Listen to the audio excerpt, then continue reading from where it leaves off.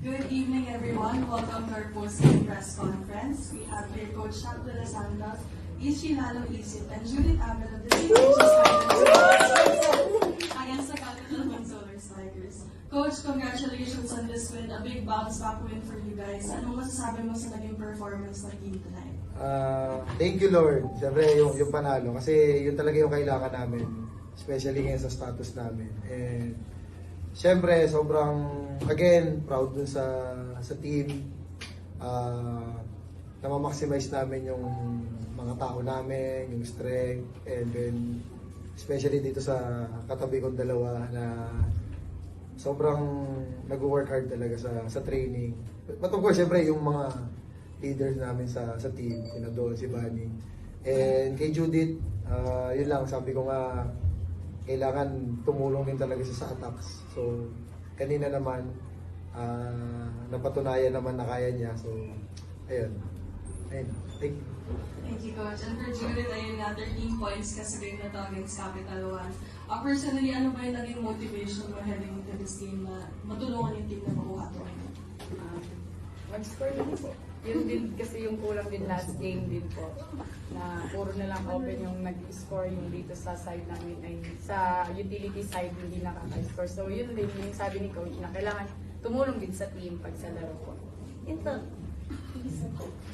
Ishi, sa game na to, naka 13 points ka din for Signal. So, in the past few games, grabe rin talaga yung pag-step up mo for the team. Ano lang din yung masasabi mo sa naging growth mo so far for Signal? In-embrace ko lang po yung binigay sa akin na role ni Coach Shaq. Parang siguro yung pressure laging nandyan, tapos in-entertain ko lang siya as positive. Then, like everyday sa training, tinatsaga ko lang din kahit nandun yung factor ng pagod, pero alam ko na at the end of the day, may natututunan ako sa ensayo namin. Thank you. The floor is open for questions. For Judith and Ishi, yun nga after nung nangyari sa team nung break, kumbaga kayo yung dalawang pinagkatiwalaan ni Coach Shaq. Ano lang yung naging mindset nyo? Paano nyo in-embrace yung challenge na mas malaki na yung role nyo ngayon? Judith, Ishi. Sa akin po, parang mas ano siya, parang in positive side. Nagkaroon ako ng playing time, so mas na-maximize ko din kung ano yung meron ako. And everyday, ayun, katulad nga ng sinabi ni Coach Shaq, tiyaga lang palagi. Sa akin naman po, kung gaano yung binigay na tiwala ng mga coaches, ni Coach Shaq sa akin, gusto ko din, yun yung ilalagay ko din sa sarili ko, yung tiwala din sa sarili na. Yun. At magtrabaho lang, trabaho. Tiyaga lang din po sa training.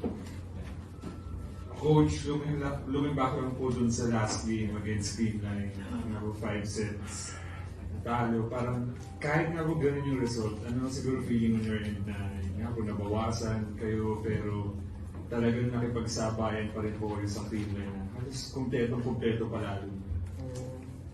I think yung naging mindset lang namin, mas tiningnan namin yung strength ng team rather than dun sa ano yung magiging kulang.